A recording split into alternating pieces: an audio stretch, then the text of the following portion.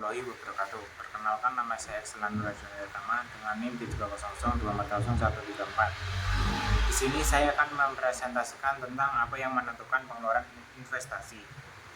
Jadi, investasi itu adalah keputusan bisnis yang sangat penting dipengaruhi oleh biaya modal, keuntungan yang diharapkan, dan kondisi pasar atau ekonomi. Jadi meskipun pengeluaran untuk barang konsumsi memberikan manfaat bagi rumah tangga saat ini, pengeluaran untuk barang investasi juga ditujukan untuk memberikan standar hidup yang lebih tinggi di masa depan. Selanjutnya ada 3 jenis investasi. Yang pertama ada investasi tetap bisnis, yaitu pengeluaran bisnis untuk peralatan dan struktur untuk digunakan dalam produksi. Kedua ada investasi perumahan, yaitu dengan pembelian unit perumahan baru baik oleh penghuni atau pemilik rumah.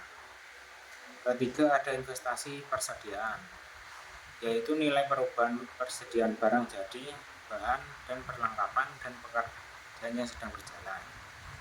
Selanjutnya ada memahami investasi tetap bisnis, yaitu model standar investasi tetap bisnis dalam model investasi neoklasik yang menunjukkan bagaimana investasi bergantung pada MPK dan suku bunga.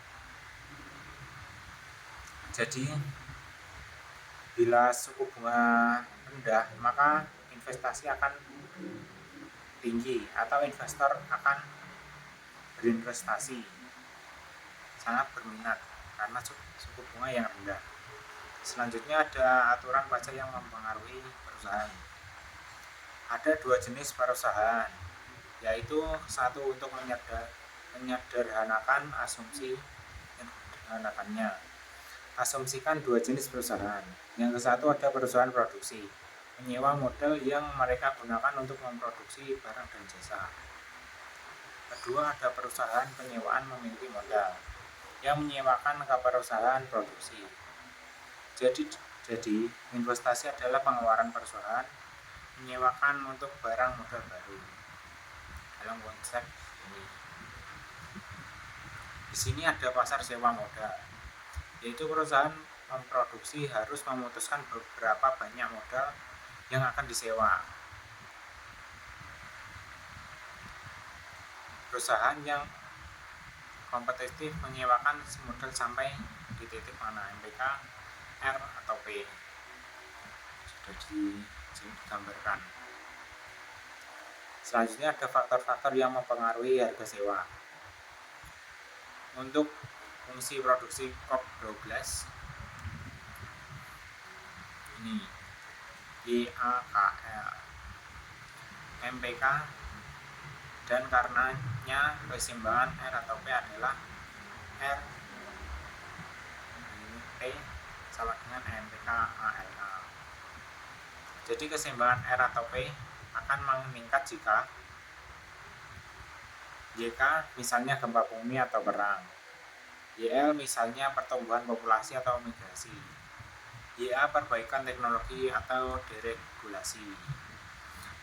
Selanjutnya ada keputusan investasi perusahaan penyewaan.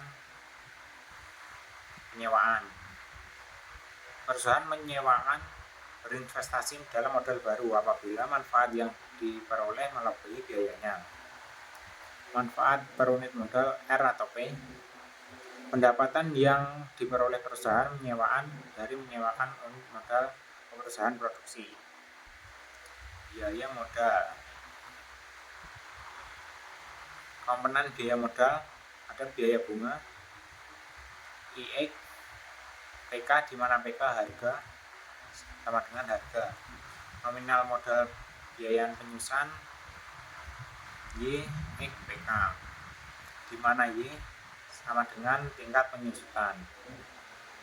Selanjutnya ada kerugian modal YY PK, keuntungan modal. Jadi YPK itu lebih besar daripada 0, mengurangi biaya K. Biaya modal ini yang bagian 2.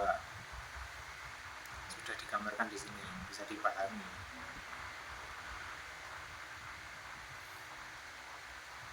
Ini yang ketiga.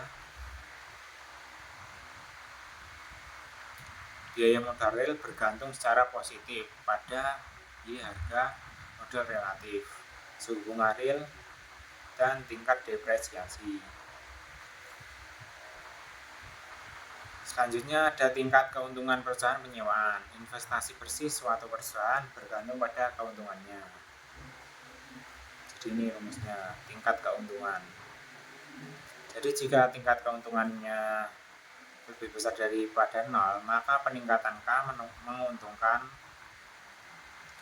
Dan jika keuntungan lebih kecil daripada 0, maka perusahaan meningkatkan keuntungan sebesar mengurangi stok modalnya, yaitu tidak mengganti modal saat terdepresiasi. Selanjutnya ada investasi bersih dan investasi bruto.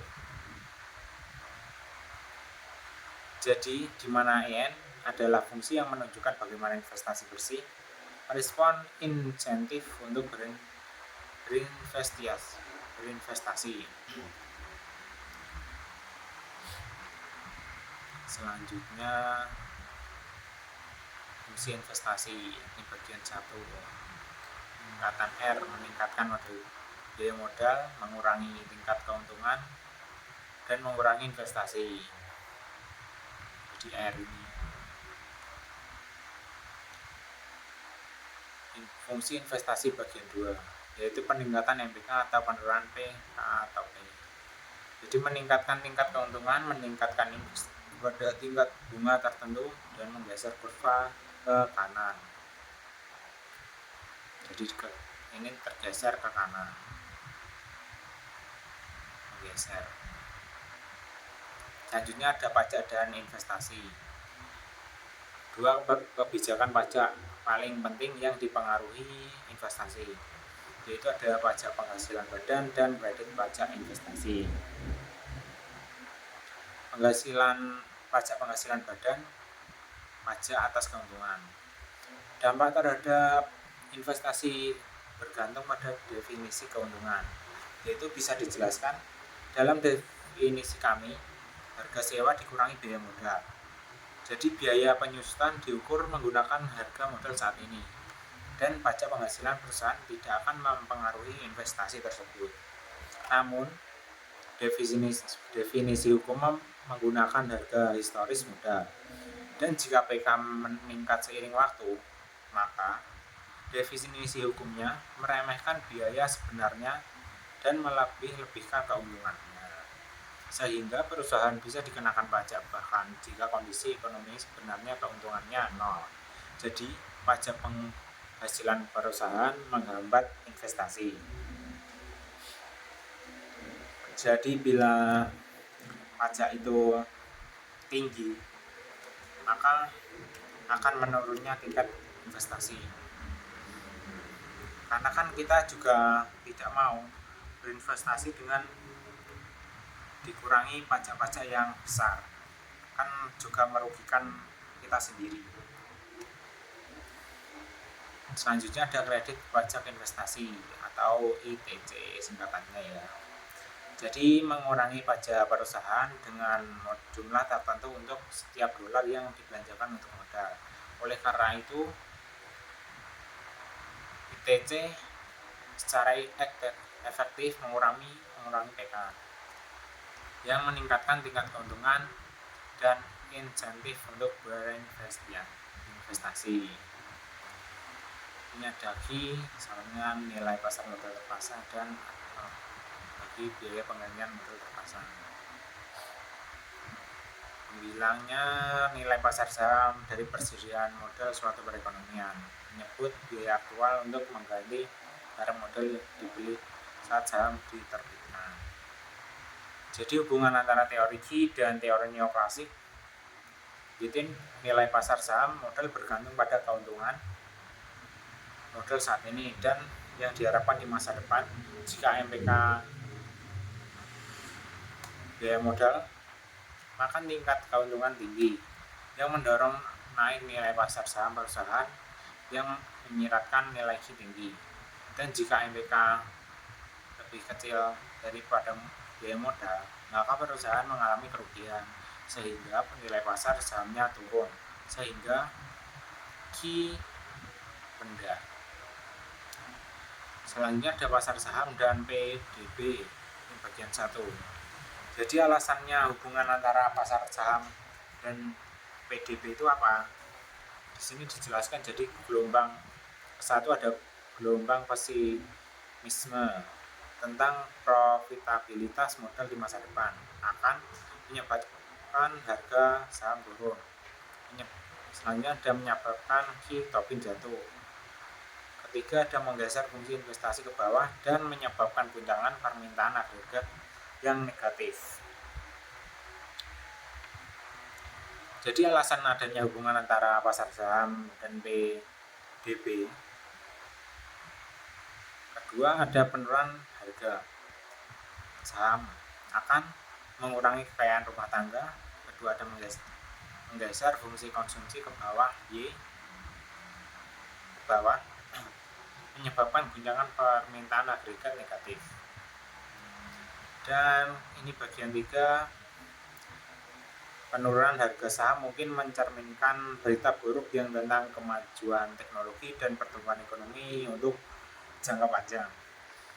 Kerja penuh akan berkembang lebih lambat dari yang diharapkan orang. Ada kurva.